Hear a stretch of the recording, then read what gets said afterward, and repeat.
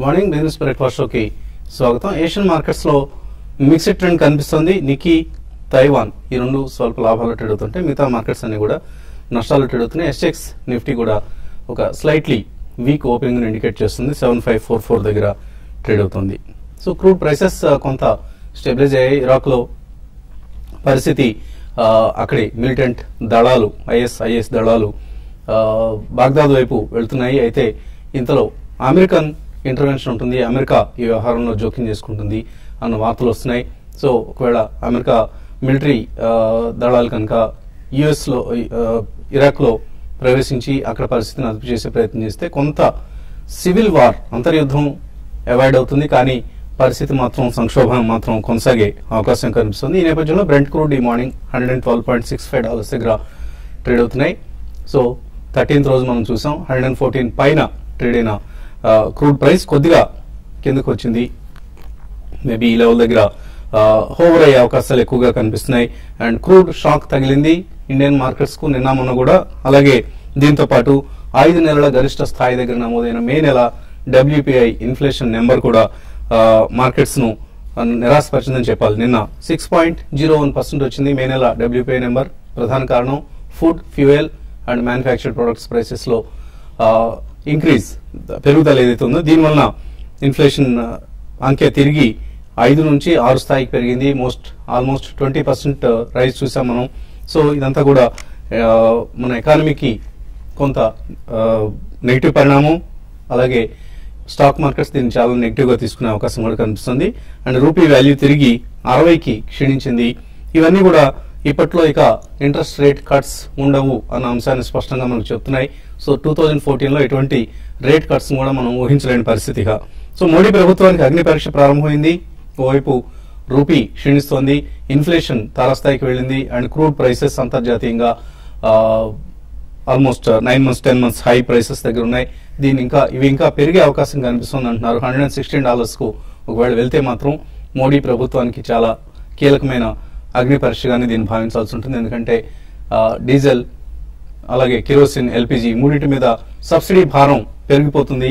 So subsidy భారాన్ని ప్రజల మీదకి నెడతారా లేకపోతే ప్రభుత్వమే భరించే సాహసం చేస్తుందా? ఇవి ప్రస్తుతం మనకు కనిపిస్తున్న కళ్ళ ముందు కనిపిస్తున్న సమస్యలు. ఇవన్నీ కూడా స్టాక్ మార్కెట్స్ కి మాత్రం నెగిటివ్ గా చెప్పాలి. సో నేను కూడా మనం చూసాం ఫస్ట్ హాఫ్ లో ప్రాఫిట్ బుకింగ్, సెకండ్ హాఫ్ లో షార్ట్ కవరింగ్. సో ఈ కరెక్షన్ అనేది ఒక హెల్దీ కరెక్షన్ గా మనం భావించినప్పుడు కూడా అనివార్యం, అలాగే అవసరం కూడా. చాలా స్టీప్ ఇంక్రీజెస్ చూసాం మనం mid and small cap prices లో, అలాగే లార్జ్ క్యాప్ స్టాక్స్ లో కూడా. So maybe inflation, crude, monsoon ఈ మూడు మన మార్కెట్స్ ప్రభావాన్ని గమనాన్ని ప్రభావితం చేయబోతున్న అంశాలు. సో ఈ మూడు కూడా ఐదర్ గేమ్ చేంజర్స్ అయినా కావచ్చు, అంటే ఇన్ఫ్లేషన్, క్రూడ్, మాన్సూన్ ఈ మూడింటి గమనం ఐదర్ గేమ్ చేంజర్ గా అయినా మారచ్చు, లేదా గేమ్ స్పాయిలర్ గా, పార్టీ స్పాయిలర్ గా మారినా కూడా మనం ఆశ్చర్యపోనవసరం లేదు. సో జాగ్రత్తగా ఉండాలి, ఎగ్జూబరెన్స్ పనికిరాదు. చాలా కేర్ఫుల్ గా ఫండమెంటలీ స్ట్రాంగ్ కంపెనీస్ డిక్లైన్స్ లో బై చేస్తూ ఉంటే of course any stock market investment is meant for long term.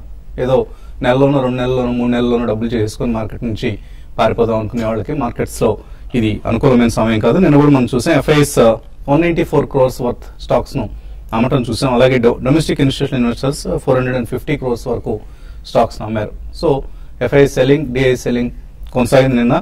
And Nifty 7,500 level నిలబెట్టుకుంటుందా లేదా అన్నది మనకి ఇక్కడ ప్రధానమైన ప్రశ్న. టెక్ స్టాక్స్ తిరిగి లైమ్ లైట్ లో ఉన్నాయి. IT స్టాక్స్ మనం గమనిస్తే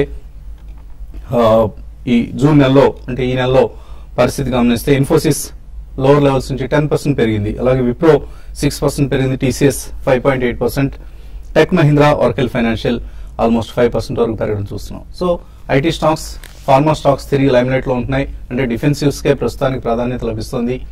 అండ్ సిక్లికల్స్ ఏవైతే ఉన్నాయి, యూనిటెక్లు, సుజ్లాన్లు, JMRలు ఇటువంటి స్టాక్స్ అన్నింటిలో కూడా ప్రాఫిట్ టేకింగ్ అండ్ సెల్లింగ్ గమనిస్తున్నాం. సో ఈ కంపెనీస్ ఇప్పుడిప్పుడే QIP రూట్ లోనో లేదా ఎసెట్ సేల్ రూపంలోనూ కొంతవరకు తమ డెట్ బర్డెన్ తగ్గించుకునే ప్రయత్నం చేస్తున్న తరుణంలో మార్కెట్స్ ఒకవేళ వెనక్కి రావడం జరిగితే మాత్రం కొంత నెగిటివ్ అంశం అవుతుంది. సో ఈ స్టాక్స్ లో చాలా కేర్ఫుల్ గా డాబుల్ చేయాలి. అండ్ కొన్ని మిడ్ క్యాప్స్ అనుకోకుండా చాలా క్రాష్ కావడం కూడా చూసాం. ఇక ఎక్కడ ప్రారంభం అవుతుంది అన్నది ఊహించడం మనకు కష్టం. కానీ ఎక్కడ ఒక చోట ప్రీ బడ్జెట్ ర్యాలీ అనేది స్టార్ట్ అవుతుంది. సో దీనికి కూడా ఇన్వెస్టర్స్ సిద్ధంగా ఉండాలి. సో ప్రతి డిక్లైన్ డిప్స్ లో క్వాలిటీ స్టాక్స్ కనుక యాడ్ చేసుకుంటూ వెళ్తే ఇటువంటి ర్యాలీస్ తిరిగి బుల్ మార్కెట్ ర్యాలీ ప్రారంభమైనప్పుడు క్యాష్ చేసుకోవడానికి అనుకూలంగా ఉంటుంది. ఈ అంశాన్ని దృష్టిలో ఉంచుకొని ట్రేడ్ చేయాలి. మనతో అనలిస్ట్ సిద్ధంగా ఉన్నారు మార్కెట్స్ పరిస్థితి మీద మాట్లాడేందుకు. సో 7500 లెవెల్ ను నిలబెట్టుకునేందుకు నిఫ్టీ ప్రయత్నం చేస్తుంది. ఈ ప్రయత్నంలో ఎంతవరకు సక్సీడ్ అవుతుంది అనుకుంటున్నారు, లేదా టెక్నికల్ గా ఇంకా వీక్ స్పాట్స్ ఉన్నాయి, కిందకు వస్తుంది అనుకుంటున్నారు Nifty? First of all overall గా మార్కెట్ ట్రెండ్ చూస్తే కనుక లాస్ట్ ఫ్యూ డేస్ గా చూస్తే కనుక ఒక షార్ట్ టర్మ్ కరెక్షన్ లో ఉన్నాము. 7700 నుంచి 7500 వరకు 200 పాయింట్స్ పట్టడంతో మనం ఒక ఫిబొనాచి రీట్రేస్మెంట్ సపోర్ట్ లెవెల్ వచ్చింది. అంటే లాస్ట్ కపుల్ ఆఫ్ వీక్స్ గా చూస్తే కనుక 7100 నుంచి 7700 600 పాయింట్లు పెరిగి దానికి 1/3 కరెక్షన్ ఏమో కరెంట్ రేట్ దగ్గర వచ్చి ఆగడం జరిగింది.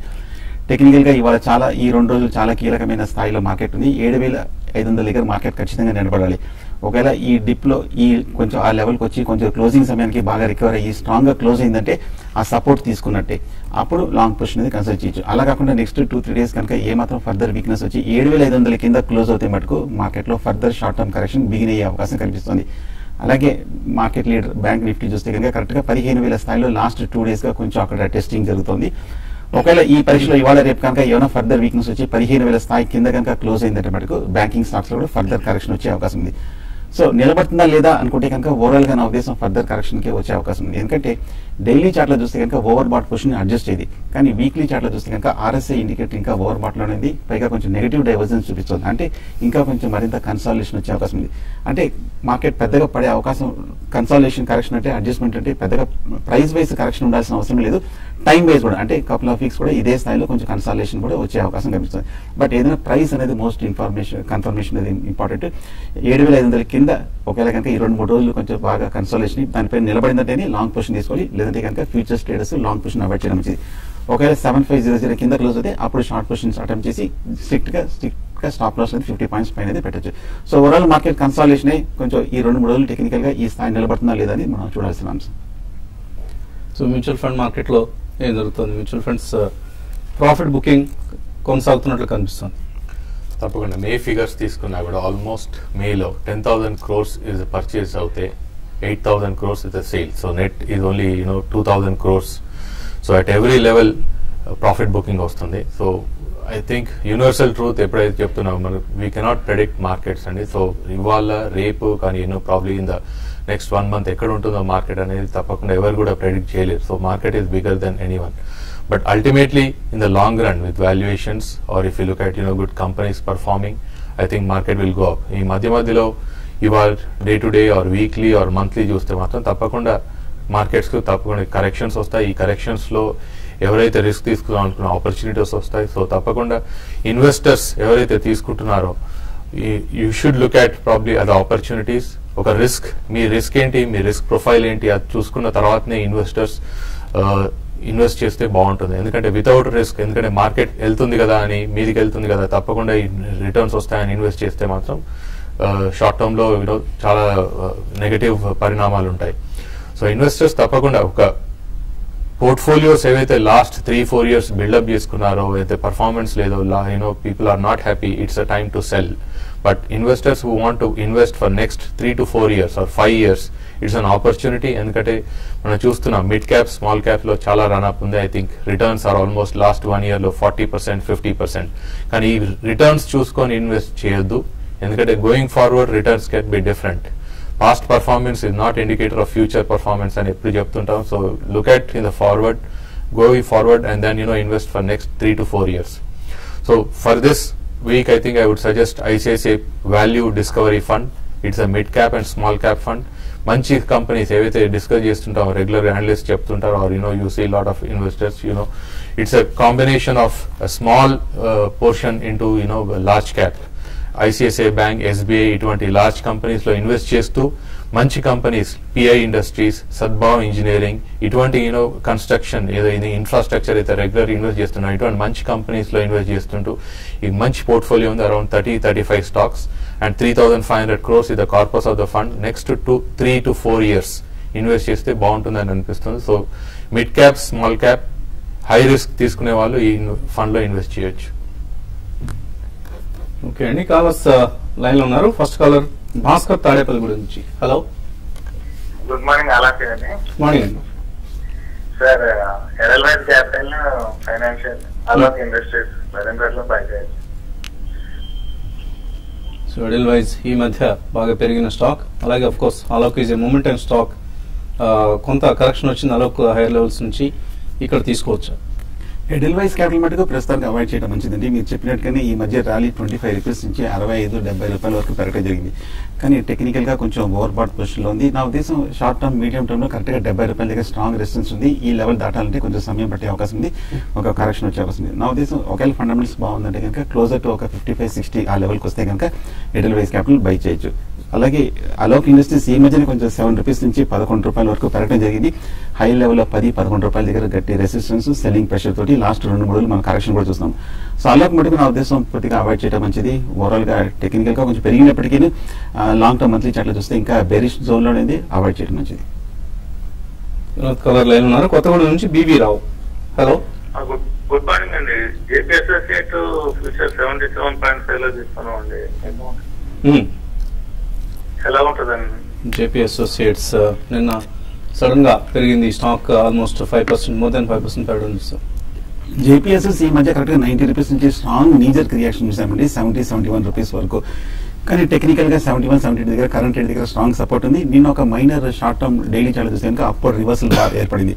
అంటే ఇంకో ఫర్దర్ రికవరీ అనేది వచ్చే అవకాశం ఉంది. కానీ హై లెవెల్ షార్ట్ కవరింగ్ తో వచ్చి ఉండొచ్చు. షార్ట్ కవరింగ్ అయిపోయింది అనుకోవాలా, లేకపోతే ఇంకా కొంచెం అప్ ట్రెండ్ ఉంది అనుకుంటున్నారు? నా ఉద్దేశం సైడ్ వేస్ ట్రెండ్ లో ఊగిసలాడే అవకాశం కనిపిస్తుంది. ఎందుకంటే లాస్ట్ 1 మంత్ గా చూస్తే కనుక కరెక్ట్ గా 80 రూపీస్ దగ్గర 2-3 మేజర్ టాప్లు కూడా ఏర్పడింది. సో ఈ టాప్ ని కనుక అధిగమించి బ్రేక్అవుట్ రావాలంటే కనుక నా ఉద్దేశం ఫర్దర్ గా కొంచెం టైం పట్టే అవకాశం ఉంది. ఇమ్మీడియట్ బులిష్ ట్రెండ్ ఎక్స్పెక్ట్ చేయడం కుదరదు. బట్ కానీ క్లోజర్ టు లోయర్ లెవెల్ లో తీసుకున్నారు కాబట్టి నా ఉద్దేశం 80-82 వస్తే కనుక ఫ్యూచర్స్ లో లాంగ్ పొజిషన్ ని కట్ చేసుకుంటే మంచిది.